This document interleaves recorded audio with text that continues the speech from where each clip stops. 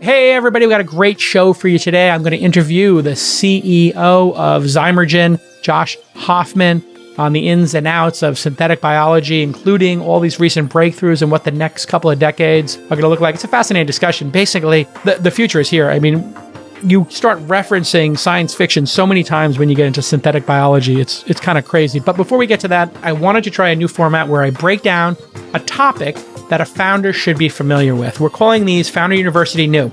Because we have this Founder University 2-day program. Now we're breaking that down into a curriculum, and I'm doing little modules here on the podcast to test them. And I want your feedback. You know how to get in touch with me, jason@gallicanis.com for the rest of my life, or DM me at Jason on Twitter, and tell me what you think of these fun modules, Founder University New modules. I'm going to cover back of the envelope math today, or what I call startup math, and how you can wow investors and be a better strategist just by knowing all your numbers cold and having them all right in your head and the ability to do back of the envelope math. Stick with us. This Week in Startups is brought to you by Secureframe. Helps hundreds of companies get enterprise ready by streamlining SOC 2 compliance in weeks, not months. Get $2,000 off your first year by going to secureframe.com/offer/twist. And Embroker. The Embroker Startup Insurance Program helps startups secure the most important types of insurance at a lower cost and with less hassle. Save up to 20% off of traditional insurance today at embroker.com/twist. While you're there, get an extra 10% off by using offer code TWIST. Founders should be able to do back of the envelope math on important metrics at any time. This makes you, number one, sound really credible at your investors, and two, it's going to help you from running out of money. So on episode 663 of This Week in Startups, I had Jason Lemkin on, and I said this to him in our conversation. What I've learned is that if the numbers are wrong, ridiculously stupid, there's something wrong in how the founder is thinking about the business. If it's really wrong, there are numbers that aren't even remotely sane, and it shows the founders don't understand how the business works, and that's scary as an investor. And so I'm able to do this little party trick, which I talked about on page 149 of my book, Angel. When a founder is talking, I wrote this in the book, I pay attention, I write down the numbers, and I do back of the envelope math to understand where a company stands. When founders often can't do this, they unexpectedly run out of money. Okay, so here's an example of me doing the party trick. I ask people what their monthly reoccurring revenue is, which means just how much money the company's bringing in. So Calm.com, when I invested, had, they were selling 1,000 apps a month before subscriptions for $10 each. They're making 10,000. Then I asked them how many full-time employees they have, and then maybe what do they spend on their headcount. But I know in today's money, $10K a month per employee, all in, office space, remote work, whatever, pretty good benchmark. So if you were Calm at that time and you had 3 full-time employees, in a seed stage company could be somewhere between $7,000 and $10,000 a month. So it's $20,000 or $30,000 a month, and they're making $10,000. So if they're making 20 and they're making 10, now I know their burn is 10K. And then I asked them, well, how much money have you raised? And they say, well, we raised $100,000. Well, if they're burning 10 and they have $100,000 in the bank, they have 10 months of runway. And so I can really quickly understand how much runway the company has based on how much money they've made, just by walking through these examples. So once again, how much money you're making per month? Okay, how many full-time employees do you have? Okay, take those two numbers. Full-time employees are typically 90% of the spend. So if you have 3 employees at 10K, that's 30%. Yeah, you add a 10% on top of that, 20% on top of that. Maybe they're spending 35 a month. Okay, they're making 20 a month. They're burning 15. They have 100K in the bank. They have roughly 6-7 months left. And boy, I'm accurate almost all the time with this. And the reason this is important is many founders don't know their exact revenue numbers. You should always know the last 3 months of revenue for your company. You should also know what your payroll is every 2 weeks. And then you have 26 payroll periods. So if you know what your payroll is per pay period, let's say your payroll per pay period, you have 3 people and they're getting paid $10,000 a month each, all in. Okay, pretty simple. That means you're spending 15K per pay period, right? 30K divided by 2. So you're spending 15K per pay period. Okay, how many pay periods are there a year? There's 26. Okay, 15K, 26, okay? You start to get to that 350, 400K number, right? You can really start to understand what your yearly payroll was. And if you're paying people 120 all in, just times that by 3, and you're at 360 for the year. You should be able to build these models up and down. And you see how I can just very simply talk about these? Then you could say, well, we're going to add 4 headcount. So we're going to go from 30K a month approximately to 70K, but we're growing 20% a month. So every 3 to 4 months, we plan on doubling revenue. We're going to grow about, if you said we're going to grow 25% a month, that means every 3 months you double your revenue. So you're going to go in quarter 1 from 10K, quarter 2 to 20K, quarter 3 to 40K, and quarter 4 to 80K. If you're in fact growing 25% per month, because you know the rule of 72. If you were growing by, let's say, 25% per month, divide 25 into 72 and you get 2.7 or so.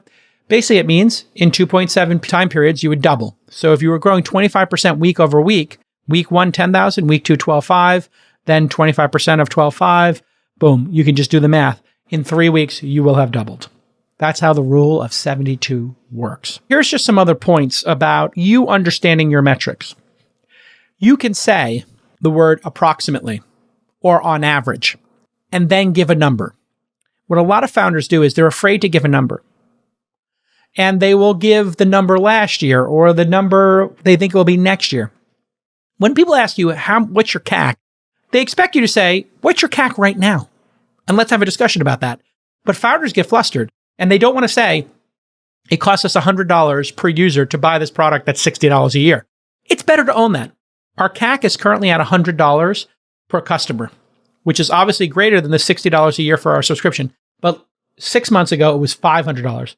So we've gone from 500 down to 100. We think in the next 3 months, we'll get it down to 50. And then 3 months after that, we'll get it down to 25. So it's in process. But always give a number. The most annoying thing as an investor or as a CEO or founder is when people tell you it depends.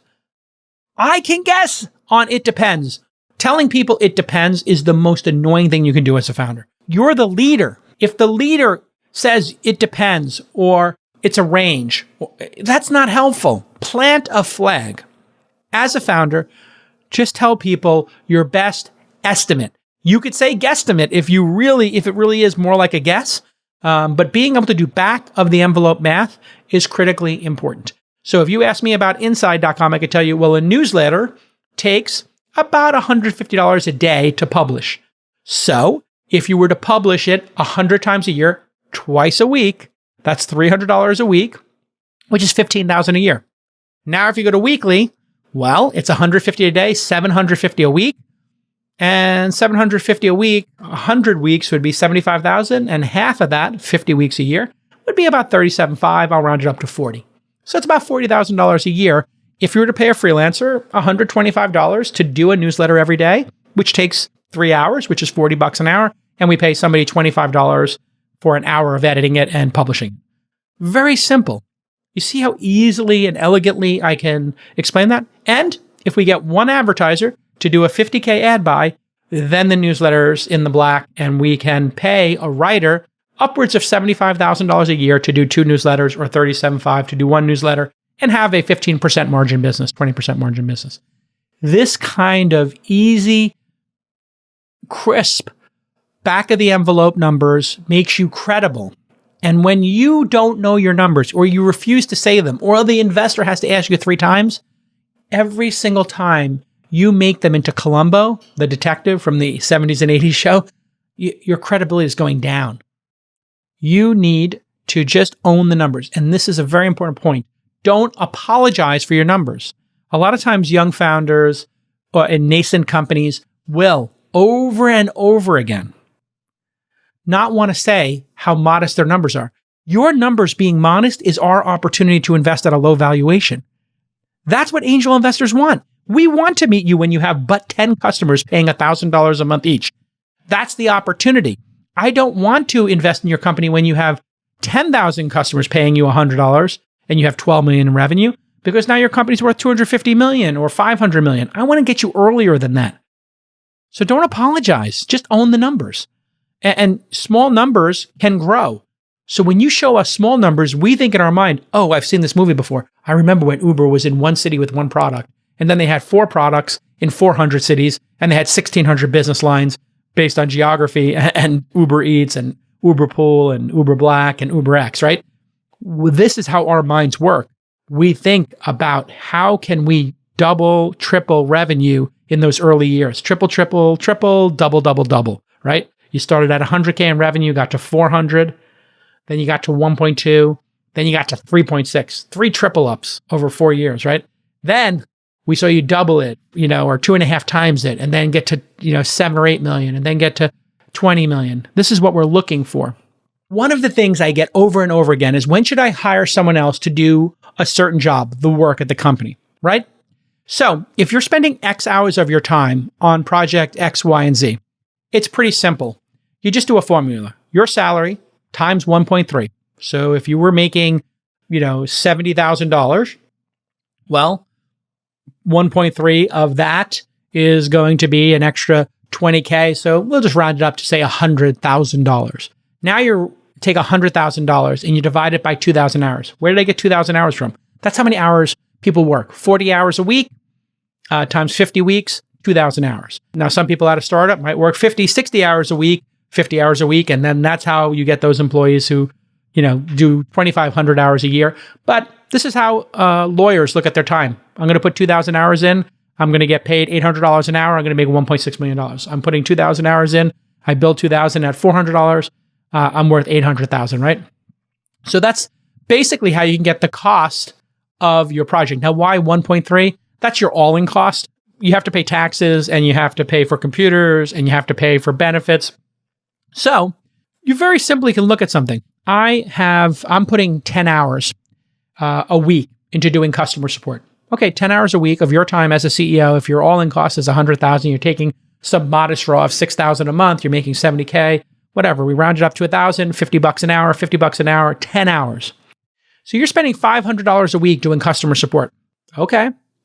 And what if you found somebody in Manila or an expat or somebody in Canada or somebody in another region, South America, who's willing to work for $500 a week? Now you've got a full-time person. Okay, so now you can start making this trade-off. Would the full-time person at $26,000 a year, this 10 hours, would that be a better hire for you? Okay, can you find that person? Can you train that person? Now you can start investing. Or maybe that person does, if that person takes twice as long as you to do something, instead of you doing it in 10 hours because you're so good, it takes them 20. Well, now you still have 20 more hours for them to do other stuff, right? Maybe they could write your customer support manual. Maybe they could help with, accounting or something. So this is how you should be cutthroat and think about your own time. Typically, when you're starting a company, you might have more of your time available than money and resources. But then once you get funded, you have to be cutthroat about this and radically delegate stuff. This is why in my companies, I like to hire young people starting their careers off who can quickly learn and who are super motivated. When I have somebody like Presh or Maureen on my team, as an example, who became associates, they started just doing anything operationally we needed done. And I could look at them and say, you know what, I've got senior people working on this. If I can get that project off this senior person's plate, a Jackie or an Ashley, a managing director's plate, and get Presh or Maureen to do it, okay, well, they're going to cost less. And then that enables my senior people to then go do something else with their time. And this is why operational excellence can be such a catalyst in a second order way for your company. When you hire somebody who is great at operations, what they typically do is they come into an organization, and if you have 10 people in the organization, there might be 6 people doing operational stuff 20% of their time, and then your new operations person takes 20% off of 6 people's time, and then they do it twice as efficiently, and now those people can do their core job better. So some sales executive is, doing DocuSign management. Some podcast producer is doing customer support management, tickets, and ad operations. You get the idea. You can, over time, hire great operations people that then free up the specialists in your company. And as your company grows, you're going to get more specialists to do that work. So just some back of the envelope math for you. Don't be intimidated by math. You don't need to know geometry. You don't need to know advanced math. This is back of the envelope math. Just try to do basic numbers in your head so you understand ballpark how your business is going. And then every week, you should be checking every expense that comes into your company. You should be checking, especially for a nascent company. Obviously, if you've got a $10 million or $100 million company, you'll have other people doing this. But you should know your bank balance every week. You should know how much cash you have in hand. You should know how many outstanding bills you have, what your costs are, what your payroll are. Just know those top level numbers So you have a mental model and you have the heuristics in your brain to do back of the envelope math when you talk to investors, when you do strategy meetings, or you're just trying to conceive of your business. And this is why plans and models are critically important. Hope you enjoyed and had fun with this new Founder University content. Okay, let's get back to the program. Look, you probably keep hearing about SOC 2 compliance, and you might think, is this really relevant to me? Well, if you're targeting any large enterprise as a customer, there are all sorts of data privacy and security measures that you need to have buttoned up to close those deals. And you don't want your engineers taking time out to do this stuff, and you definitely don't want to hire a third-party auditor. No joke, getting SOC 2 compliant can take months, and it costs a ton. That's where Secureframe comes in. Secureframe helps hundreds of companies get enterprise ready by streamlining SOC 2 compliance in weeks, not months. And they monitor over 40 services, including AWS, GCP, and Azure. Secureframe will continually collect audit evidence, run security awareness training, manage vendors, infrastructure, and more, all automatically. On average, Secureframe customers save 50% on their audit costs and hundreds of hours of time. Their team of compliance experts and auditors are happy to help answer any questions you might have and give you advice. When you think of compliance, don't get stressed out. Just think of Secureframe. Streamlined, affordable, and hassle-free. Here's your call to action. Secureframe is offering $2,000 off the first year for Twist listeners. That's right, $2,000 off your first year at secureframe.com/offer/twist. That's secureframe.com/offer/twist for $2,000 off. Today on the program, we're going to talk about the science of biofacturing. And this is a new science to create new products in a range of industries and synthetic biology. We've been talking about this a whole bunch. And we have one of the pioneers in the space, Josh Hoffman, is with us. He is the CEO and co-founder of Zymergen. Welcome to the program, Josh. Thanks for having me. So explain to the audience who are neophytes what exactly you're doing at Zymergen and why it's important. Yeah, so if you think about it, the material world, all the stuff we touch, all the stuff we use, the coating on our glasses, the texture of our shampoo and toothpaste, it's all made from materials that are derived from petrochemicals. That has a couple of problems. The first is that they're all derived from 6 or 7 base petrochemicals. And human innovation, you do anything for 150 years, as we've been doing this, it's going to slow down, right? So we've slowed innovation in the material world has slowed substantially. And so our products aren't as good, right? They're not increasing in quality in the way that they once did. And the means of production are frankly torching the planet, right? Climate change is the existential challenge of our time. It's directly related to our pulling hydrocarbons out of the ground. And so what we're doing is taking some of the most advanced science and technology on the planet and putting it together in a way that allows us to make better products and in a better way. And petrochemicals, so people are clear, these are basically things that come from petroleum, natural gas, and obviously not good for the environment. So you're making things out of what? So what we're doing is so the way it works conventionally is you get oil or gas and you heat it up and you do what's called crack it. It fractionates, it separates into a bunch of different layers, and then you crack it into its kind of Lego-like components. And then you put these back together again. And that's very powerful, but very expensive and complicated, energetically very expensive, horrible for the environment. What we're doing is taking advantage of nature, right? Nature has engineered these little microbes, yeasts and bacteria, to eat a carbon source, sugar or plastic, and to, inside its body, convert it into something useful. Now, many people are familiar with this process through the making of bread or the brewing of beer or the making of wine, right? Fermentation. But that same process works today to make products as diverse as penicillin or statins or citric acid or crop protection agents. And what we're doing is we've created a platform that allows us to, in a general purpose way, identify useful molecules out in the world and then program the microbes to make these, and not just make them, but make them at scale and at costs that work in our economy. And this happens, microbes are put in some kind of a fermentation tank. Exactly. And then you build something out of them. The first product you've created is for iPhone screens or smartphone screens? It's an optical film for display screens. That's right. What is it? What does that film do?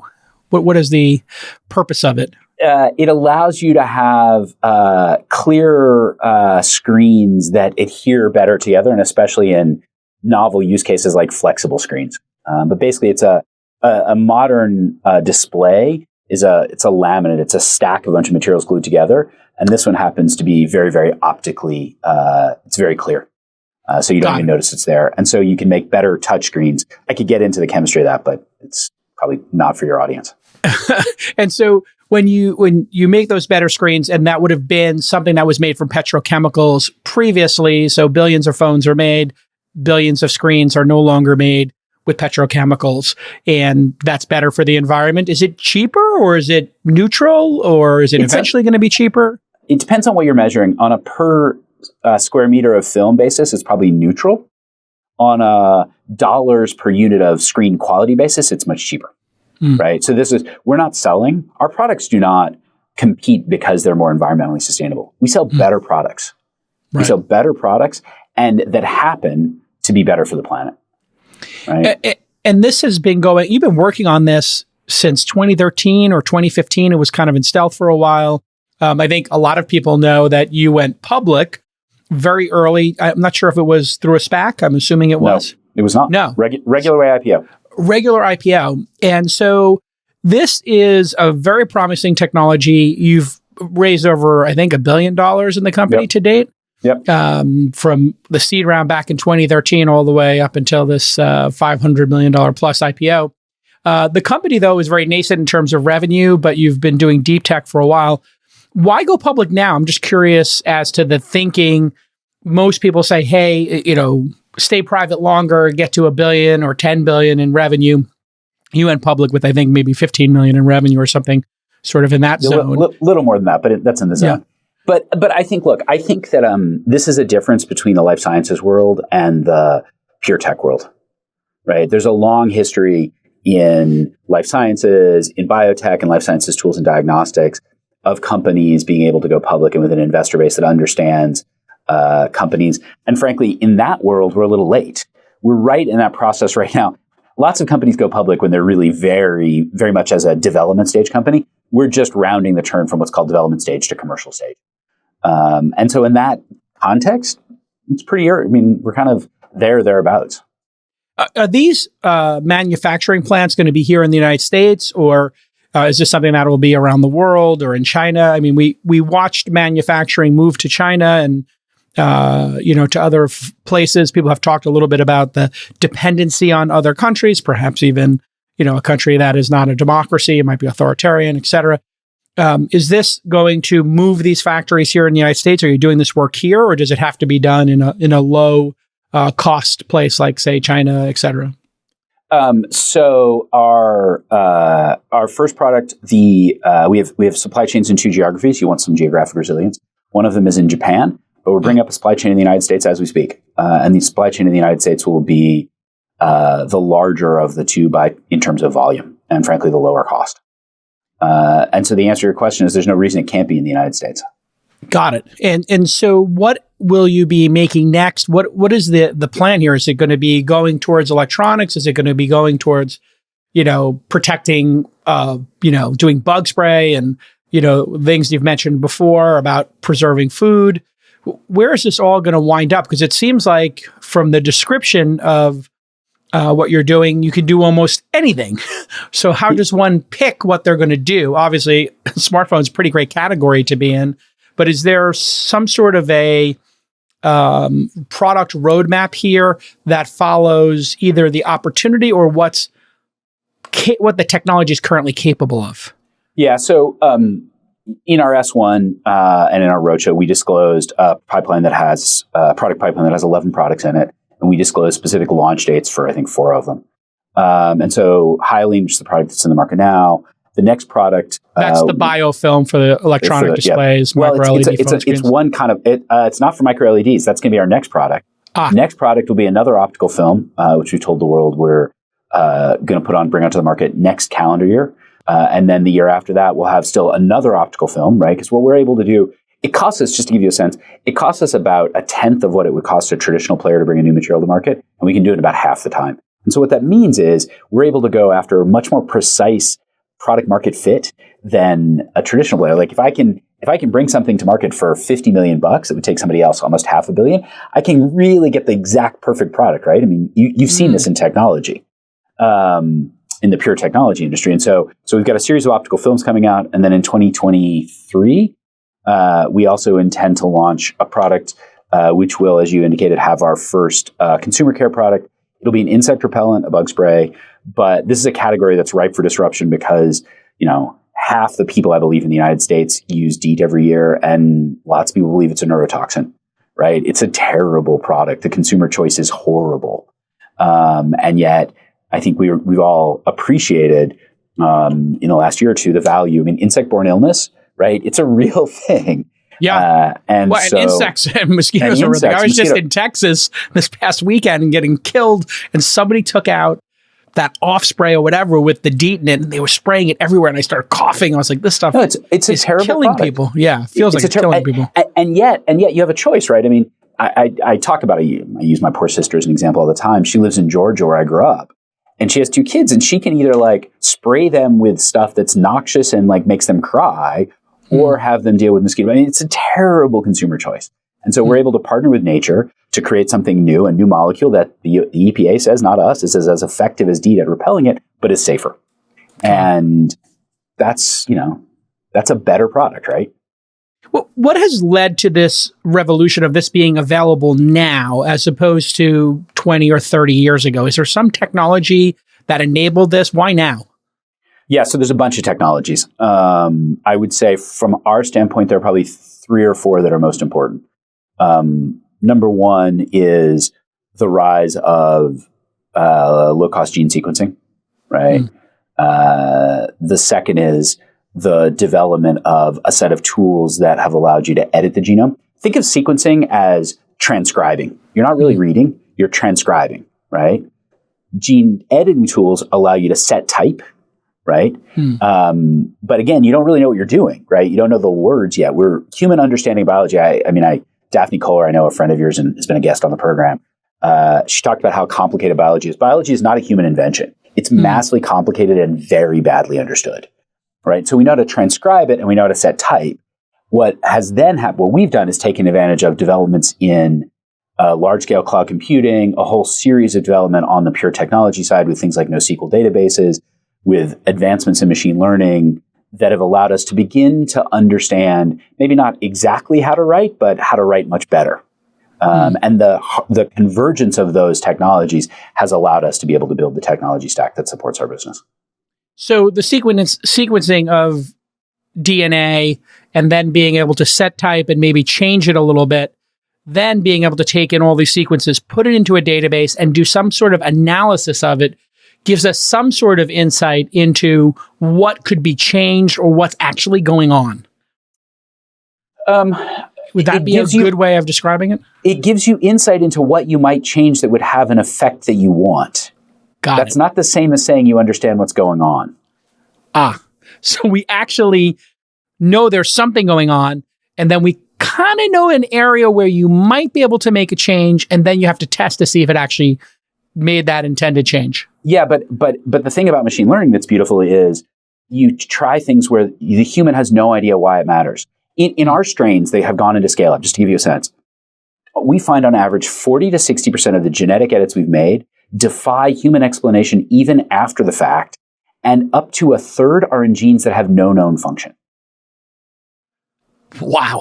Right. So what we know is that it's easy enough to put what's called a pathway, the set of genes that allow you to program a microbe to make the initial bits of the product. But, when we put the initial pathway in, on that phone screen, for example, it'd be like $250,000 a phone screen, right? Like there's just no business there. And so when you're making the edits, right, that allow you to hit cost targets, even for very valuable products like optical film, you have to find ways of finding these parts of the genome that defy humans can't even imagine. Right, a third of the edits in genes that have no known annotation, we don't even know what it does. And so are we basically doing a process of elimination, or is the machine learning saying, we think there's something over here, let's try that next? Again, simplifying a little bit, the machine learning is saying, based on all the programs you've run before, if we try these 1,000 edits, the ROI on that portfolio, on the 1,000 edit, is going to be the highest ROI in the portfolio. So we're not making point predictions. We're making probabilistic predictions across large sets of builds. And this is why you need automation, right? Because if you don't have automation, you both can't do enough, you can't get enough throughput, and your data fidelity is not clean enough to pull the noise out of the signal, or separate the noise from the signal. When you have a thesis that, hey, this change might result in the outcome we want, does it then go into this fermentation tank and we test it? And you have to do 1,000 fermentation tanks to get where you want to go, and that's where the $50 million goes? No, to develop it? No. Or is it all done in a simulation? No, it's not done in simulation. You do have to test stuff in the lab, right? So you'll say, I'm going to build 1,000 strains. You'll do you'll build 1,000 variants, right? And again, this is not hypothesis driven. It's a little bit more nuanced than that. Sometimes it is, but mostly it's not hypothesis driven. And then you have to grow the strains up in these little 96 well plates, which are, I don't know, yay big, about the size of like the old 4x6 index card. I don't know if you remember those. Yeah, of course. Kids these days probably don't. But no. And each well, it's got a little 2 mil deep well. It's about the size of the final little joint of your pinky. And then you'll grow them up. And then we'll actually use another set of machine learning to figure out which ones to evaluate performance, because performance is super noisy. It's a classic like case of pulling signal from noise. And then those get put into fermentation tanks. Got it. And when you started this, you were going to be more of a service business and do this for other companies? Or was it always the intention to just, hey, let's go right to market with products? It was always the case that we wanted to go to market with products, but we believed that there were 2 or 3 things we needed to do. We needed to demonstrate that our technology, which is pretty different than anybody else's technology, we wanted to demonstrate that it was going to work, especially for scale up, right? It's all well and good to develop a product, but if you can't put microbes into large scale fermentation that are going to work at scale, and to give you a sense of scale could be it's like a fermenter the size of an 8-story building, right? Like this is not, right? This is not pristine lab work, right? You had to show that it was going to work at scale. And we've got a machine learning driven system. Where are we going to get the data, right? This is not data that exists. And so, oh, by the way, now we get to demonstrate for third parties that our platform works, and we own all the data we generated off of all the work that we did for them. Got it. And so the bug spray comes next. And then was there a fourth product, or did it get 3 optical films, right? 3 optical films and a bug spray. And then there's additional products that we've talked about, but we haven't disclosed a release date. So for example, we're working on a product that's a film former. Film formers are the things that give your toothpaste and shampoo the texture, but they also clog the oceans. And so we're looking at biodegradable film formers. We're looking at bio-based adhesives for electronic assembly that both are environmentally friendly, but also allow you to do assembly cheaper and faster, right? Which has a lot of value if you think about how a phone is assembled. We've got ag products. We're working with a partner on a bug that's in field trials that reduces the amount of nitrogen, basically increases nitrogen fixation and reduces the amount of nitrogen that farmers have to put down, which is hugely both value creating for the farmer, but also for society, because nitrogen runoff basically has made a huge dead zones in the Gulf of Mexico. I mean, there's some other goodies, but that gives you a flavor of the stuff we're working on. And so it will take couple of years to do each of these products? Is that the sort of the path? Today, it takes us about 5 years to go from product idea to being in the market. To give you a sense, right, though, that seems slow in the world of software. You're like, 5 years, like, yeah, billion-dollar companies get built in 5 years. But to give you a flavor, it takes 10 years for a traditional petrochemical player to bring a product to market. And we can do it half the time, and we've got a bunch of plans to reduce that. And so, yeah, half the time, a tenth of the cost. Is there some tipping point that's going to happen when enough trials have gone through machine learning that we're going to hit some sort of scale? Because it seems like you're just scratching the surface here, or society in this category is just scratching the surface. Is there another tipping point that's coming, and what would that be or look like? Yeah, so this is a frequent topic of conversation among biologists who are taking something fermented that they can hold in their hands and ingest, i.e. beer. Sorry. Yeah. People really disagree about this. There are some people who think, the question you're asking a little bit is like, how close is the singularity? Because there are people who will say it's never going to come, right? That biology is so complicated that we're never going to have enough data, and it doesn't obey. I mean, if you think about the computers we're using to record this on, right? You can debug every single thing all the way down to the semiconductor is human designed and understood. And at every level, like no matter if you have a bug you can't understand at one level, you just go one level below that, and the entire thing is debuggable. Biology is not like that. Biology's evolved over billions of years, and we have the barest understanding of the rules, and we have no ability to monitor lots of what's going on. And so some people will say, well, in 5 years, we're going to have enough data to make it all work. And the other people say it's never going to happen. I honestly don't know. It's a religious debate. It really is. Like, we're sort of getting to the creation of the human species. We're sort of tipping over into Alien and Prometheus for people who've seen that movie of, like, where did we come from and how did this all manifest itself? Yeah, that's right. And that's even more a speculation for, that's where you take the fermented thing and you distill it. Yeah. Every startup needs business insurance. Please get your business insurance tight. And you don't need to look any further than my friends at Embroker. If you don't have insurance, you basically failed the first step of running a company. Prices are 20% lower, and you're going to get better coverage than incumbents when you use Embroker. You can go from sign up to quote and purchase in just 10 minutes. It can take weeks when you use the large, slow incumbents. The process is so transparent. There's no opaque pricing. You're not going to get jerked around like on these other, incumbents. I'm telling you, I've been through this before. And there are 4 types of insurance you need to know about. Cyber insurance, hacking. Everybody gets hacked. If you have cyber insurance, you're protected. D&O insurance, directors and officers. This means if somebody does something dumb in your company, your board or the management team has attorneys to protect them. Errors and omission. This is super important. When you're scaling and you have major customers using your platform, they're going to ask you, do you have E&O? It means if you make mistakes, you're covered. And finally, EPL. Sadly, this is very critical. Employment practices liability. This covers harassment and wrongful termination and other type of employee issues. And there's no better place to get it taken care of than with my friends at Embroker. To instantly buy custom-built insurance just for startups, go to embroker.com/twist. Let me spell this for you. EMBROKER.com/twist. And while you're there, you're going to get an extra 10% off using the offer code, you know it, TWIST, TWIST. What are we going to figure out in our lifetime? What is, obviously discoverable and implementable? Obviously, your company is, getting us off petrochemicals.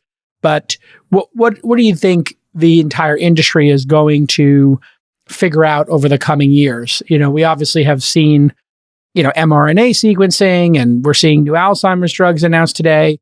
What does this next decade look like in terms of material science? Are we going to just be able to recreate most of the stuff that we build in our lives?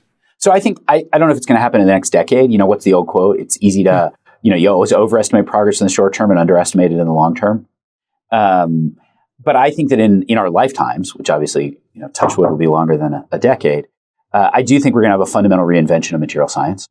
I think you're going to have a fundamental reinvention of the things that humans can do with respect to the material world. There was this profound reinvention of society, the most profound reinvention from 1860 to 1960. And it was a whole bunch of technologies that engaged in our physical world. The oil and gas was one, the petrochemical revolution was one, internal combustion engines, the modern network electric grid, the telephone and telegraph, and the modern sanitation, right? You put those together and human existence changes in much more profound ways, right? Somebody in 1960 could not go back to 1860 and know what to do. Somebody today could easily go back to 1960. There'd be fewer seatbelts and, more cigarettes, and that's kind of it. But you can still have cities. You can still have society. That's right. That's right. Whereas 1860 and 1960, I believe that the kind of technologies we're working on have the potential to create another industrial revolution of the same level of impact. I mean, we live in a material world, right? I know that lots of people who listen, most of the startups you cover are purely digital, and life has definitely changed because of it, but we still exist in a material world.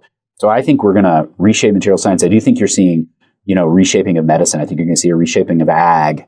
I think you're going to see huge advances in the, human interaction with the material world in the next time, in my lifetime.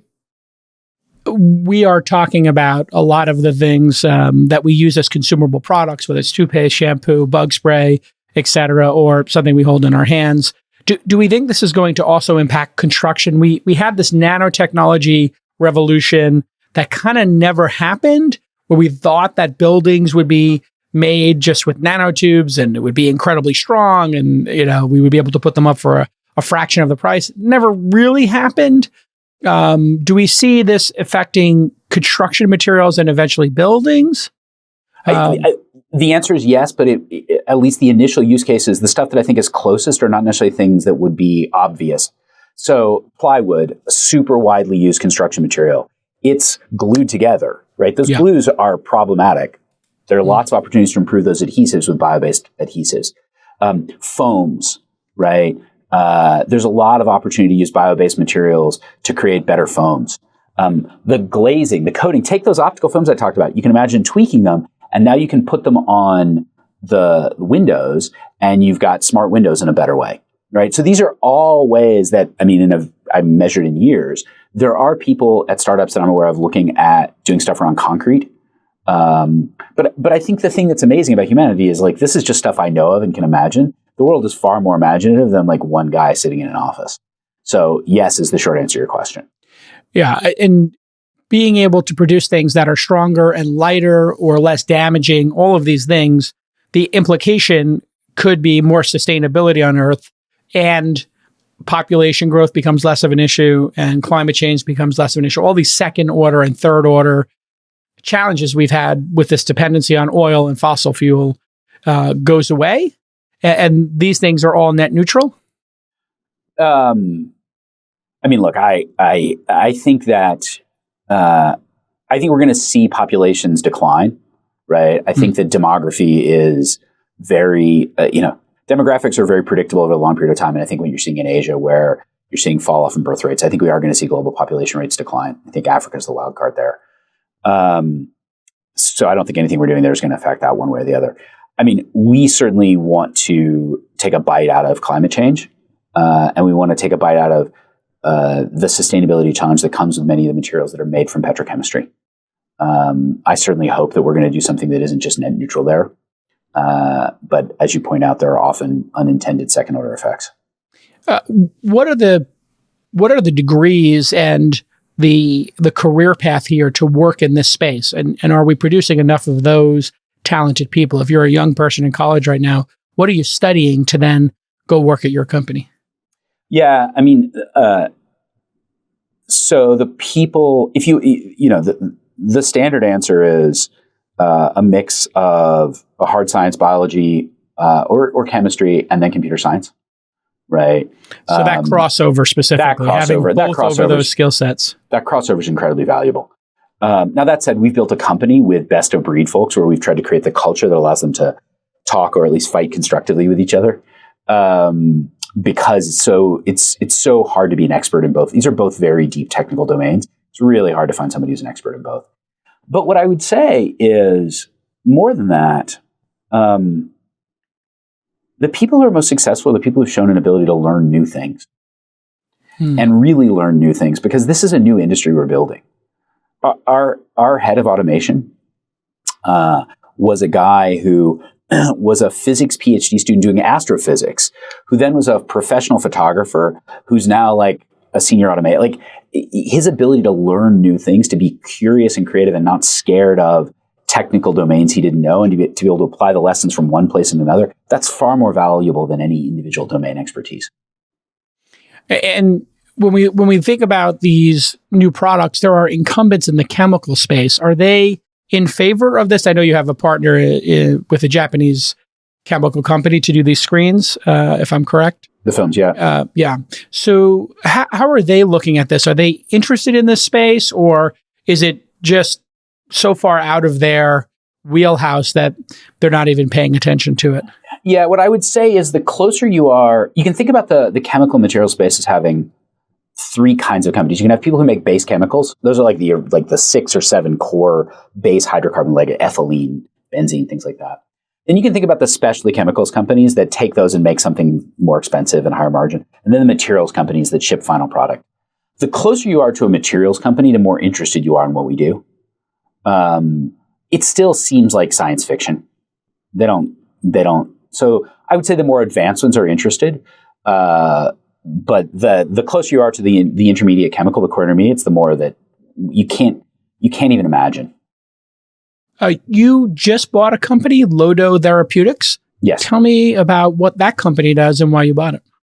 Yeah. So one of the things that we're always on the lookout for are sources of novel genetic diversity.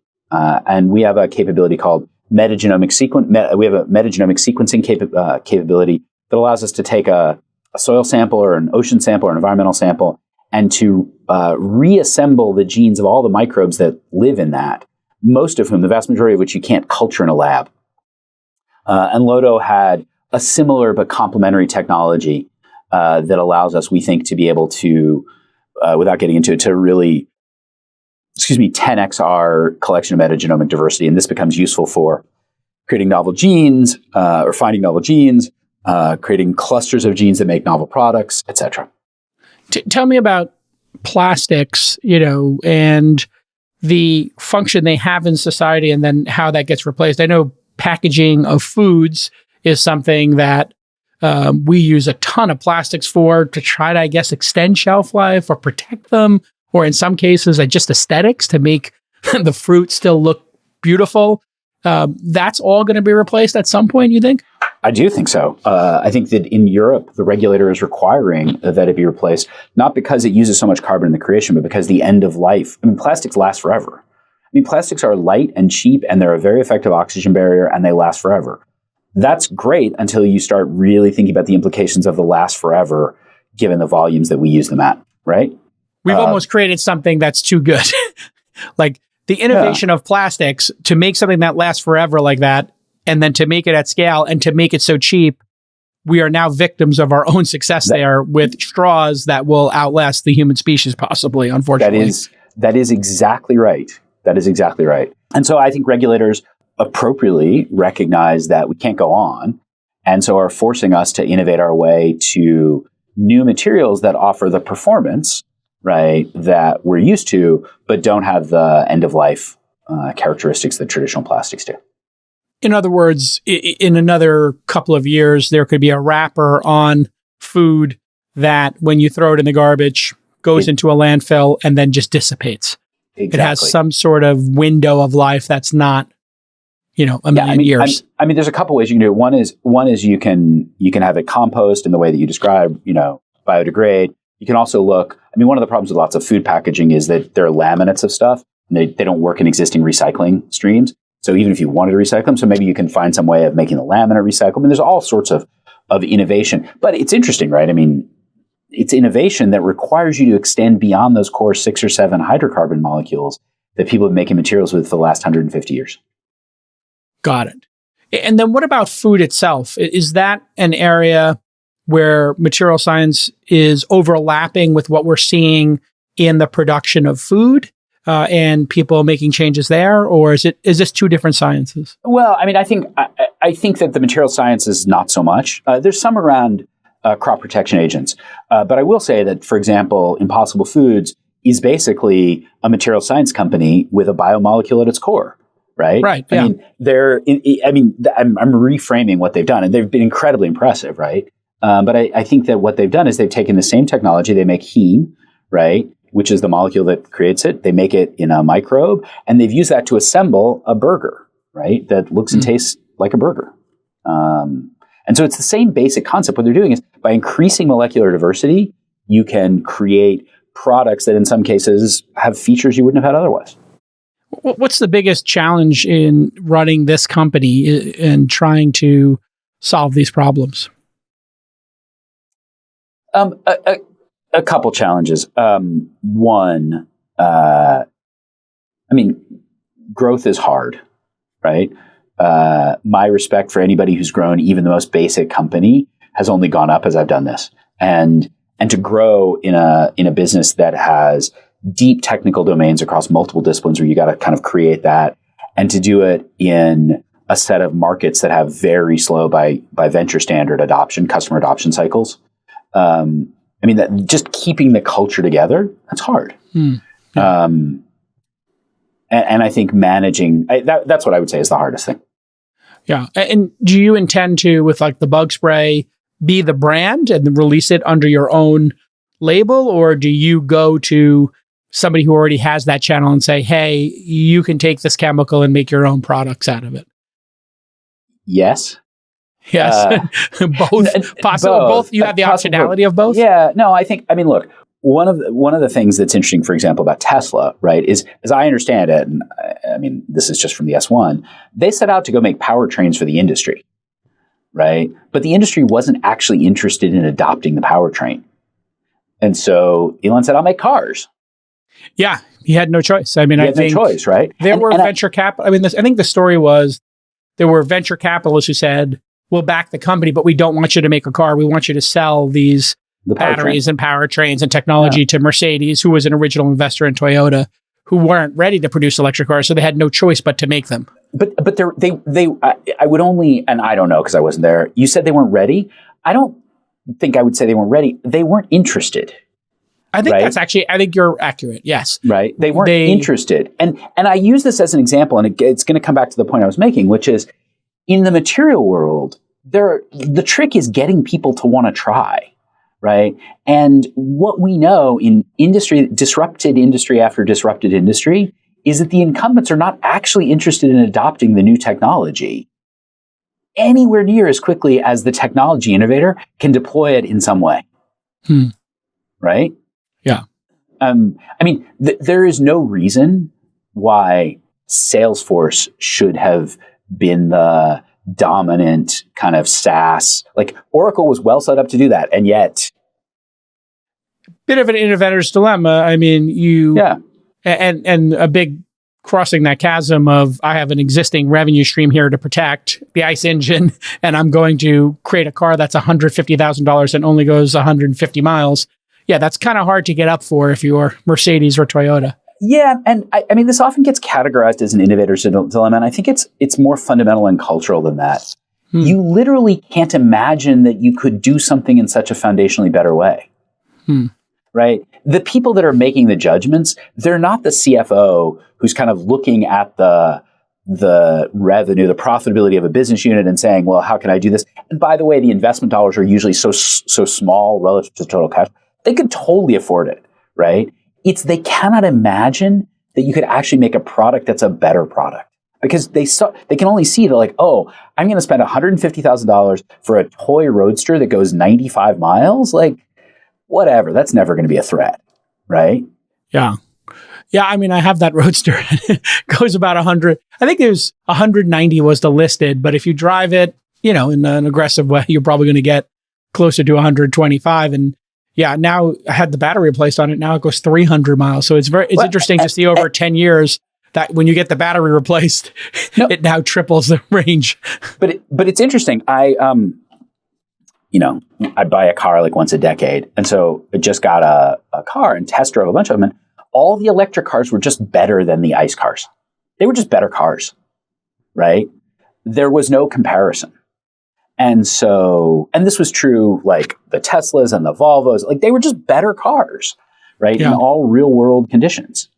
It is interesting. There were all of these fears people had about them, range anxiety, the battery bricking, and just what happens if they get in an accident, the weight distribution. And then all of those went from being question marks, I think, to exclamation points, like joyful exclamation points, like, that's wow, right. These things are actually better. Look at how fast it is. Look at the pickup. That's right. And that gets back to the point that we're doing. You asked the question, like, how does it cost us? It's better. We're making better products, right? Nature gives us access to molecules you can't get otherwise, and we can make better products with them. And yes, they're better, right? Yes, they're made in a better way, but they're just better products. That's the whole point. The ability to make chemicals that make plants absorb nutrients faster. I know this sounds like science fiction, but does this mean that we will be able to grow plants faster than currently grow in nature? In other words, a cannabis plant or a tree or a lemon tree, whatever it happens to be that you're growing in your backyard, could grow faster or be more plentiful. I mean, what's true is that there are opportunities to create growth stimulants, right, that allow you to grow trees and other plants faster, more productively than they would otherwise do so. So the answer is yes. The answer is yes. Sorry. Yeah. Yes.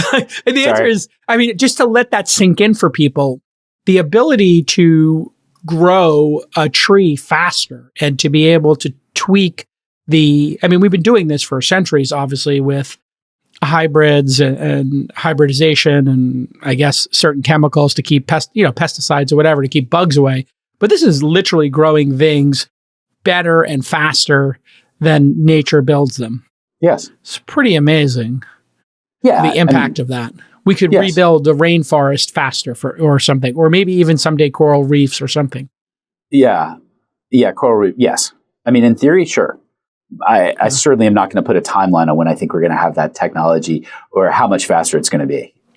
Yeah, I would think growing things underwater is slightly higher challenge than doing things above ground. And so you mentioned before being a public company is something that you see in this space, or at least in the drug discovery space and some other spaces. Has that now become challenging in that we have this meme stock era where people are loving to buy speculative things or things that are, essentially the public retail investors seem to want to be venture capitalists more than buying a growth stock, buying Amazon in year 30 or 20 or 30 versus buying your company in year one as a public company and year, whatever it is, year 8 as a company.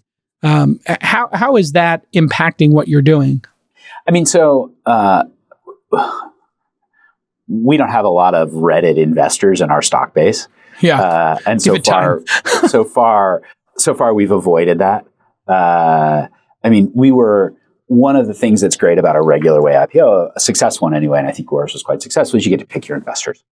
And we were quite careful to pick what we thought were really tier one blue chip investors who understood what we were doing, understood the scale of what we're trying to go after, understood that we are in the early innings yet, and they're going to be ups and downs along the way. And hopefully we'll minimize the likelihood and the impact if, somebody with diamond hands decides we're exciting.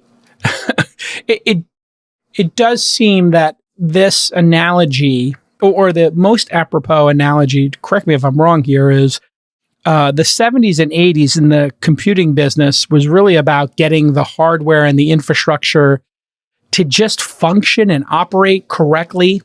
And it feels like in your industry, it's kind of like the 70s for PCs and like just getting an operating system and memory and storage and the monitor and the video card. I mean, video cards didn't even exist at that point, really, as a separate product, getting some kind of connectivity onto it. Is that kind of where your industry is now? I think that's right. I often say that we're where semi was in the early 70s.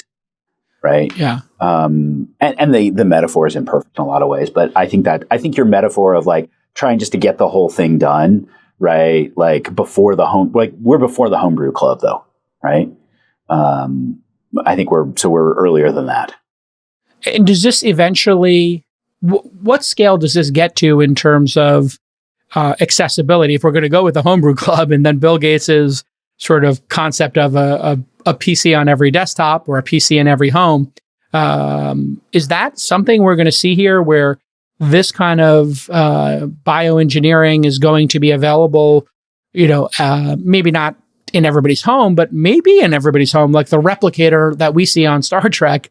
Is the idea eventually that these chemicals could be in some sort of a device that could make a tea, an Earl Grey tea at a certain temperature like Picard would order? Or is that like way out there? Yeah, I mean, I was about to say it was way out there, but then I was trying to imagine that I'm, Bob Noyce in 1973, right, mocking. I mean, I don't know if he was mocking, but like people looking askance at Gates's comment.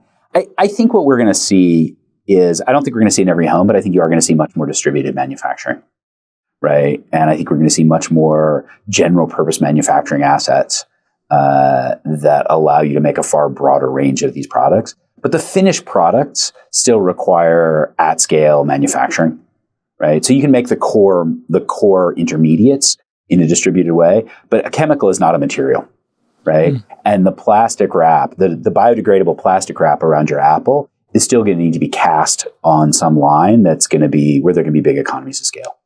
And that can occur in the United States. We could actually take this next wave of manufacturing and have it occur anywhere in the world. Does it require a ton of human beings in this process, or is this all I think, automated in a way?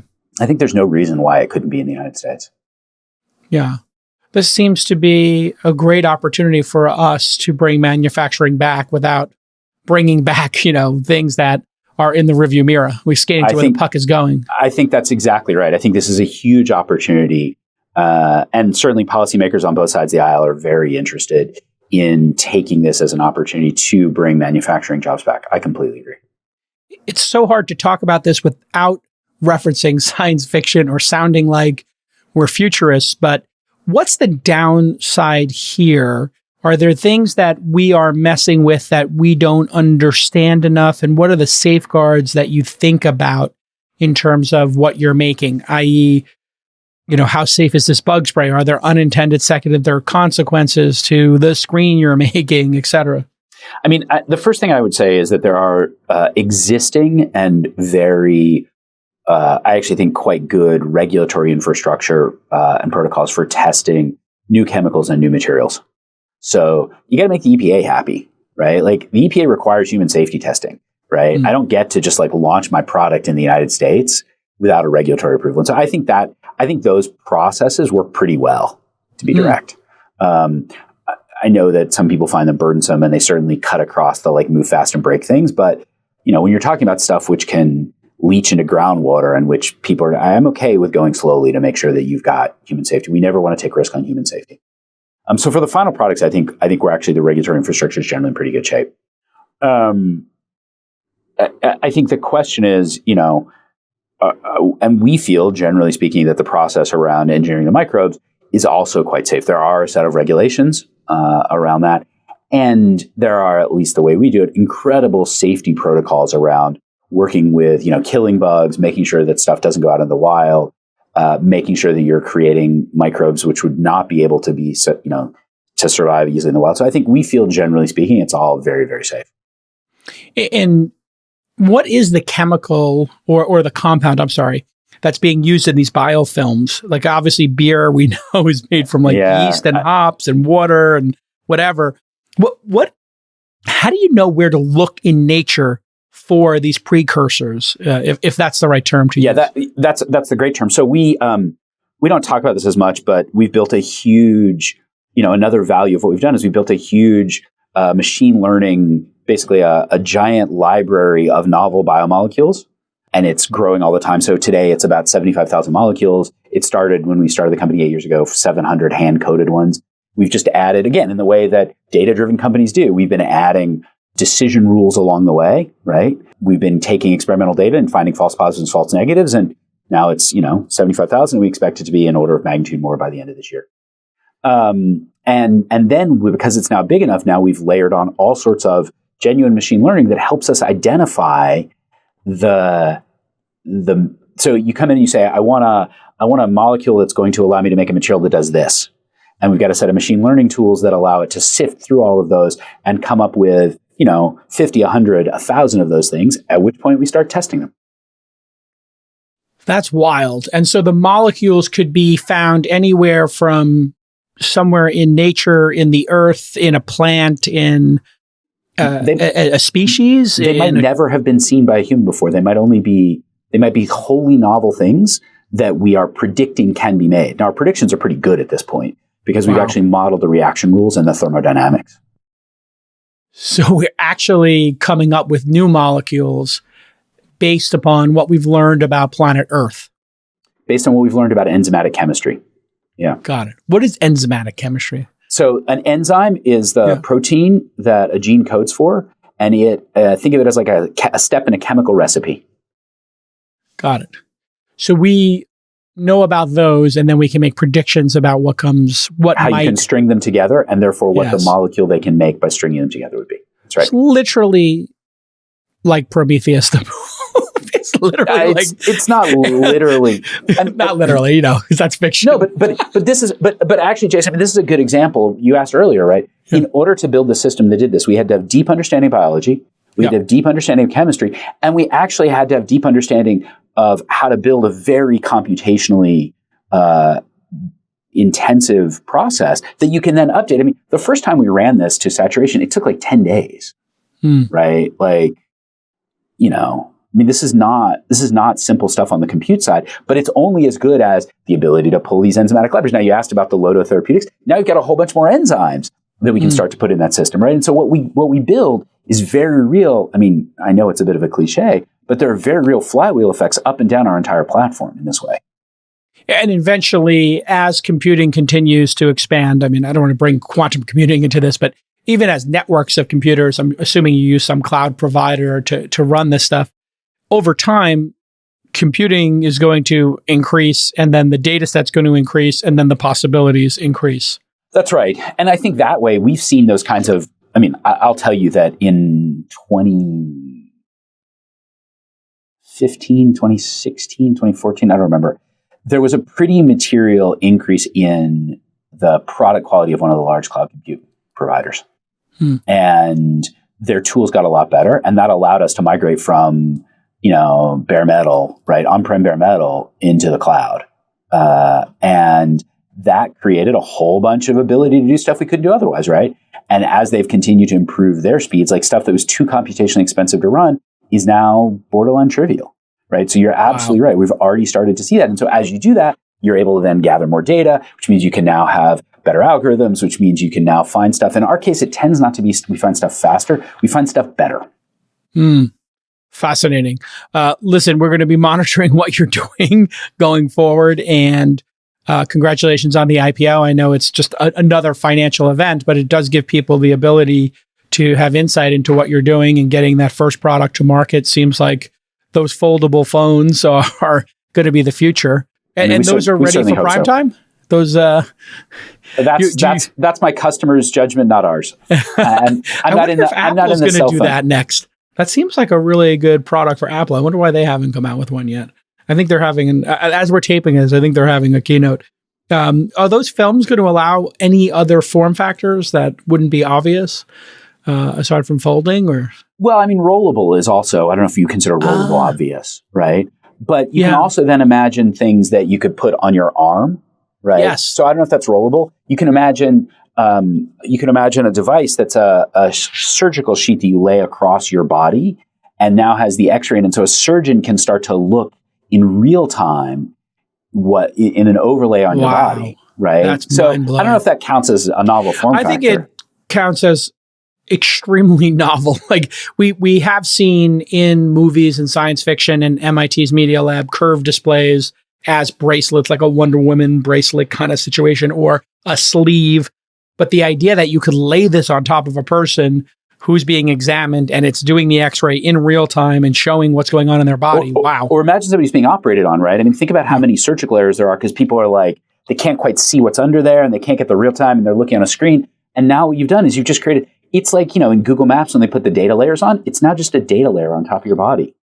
It's incredible, actually. And this is a great example. Sorry, and I know we're more or less out of time, but this is a great example of how new materials, changing the boundaries of the material world, start to open up things in ways that truly are mind-blowing. And why, if you can open that boundary up, you change society. I mean, this is really the lever that moves society, I believe, as much or more than any digital lever. Well, I mean, the ability for batteries and a screen and a processor to fit into the form factor of a smartphone and be carried with every single person on the planet has had dramatic impact. And as Steve Jobs would have said, that was as much a material science revolution as anything else. the ability to touch the screen and have it do things was also, way up there. And that's let alone that's sensor technology. But that's all material science. Do you know how many adhesives are in an iPhone? I mean, God, it's got to be dozens. Yeah. I mean, some people think over 100, right? Wow. And again, and they use the adhesives to replace screws, which allows them to be lighter and smaller and thinner. And so again, all of these things that we take for granted are foundationally in part material science. It's unbelievable. So continued success with it. And we will be watching everything you do like a hawk, because it's just so fascinating, the possibilities here. And continued success. And understand you're hiring. So if you're in computer science, biology, or generally an adaptable person who is into photography and biospace, and if you're a super geek, nerd, smart person, this is an interesting place to do meaningful work, I would say. I think it is a very interesting place to do meaningful work. And so if you were thinking about maybe making an ad network, get people to click on ads 15% more efficiently, don't do that with your science degree. Don't do that work. It does nothing for humans. We have a lot of people in our technology department, which is like 160, 170 people.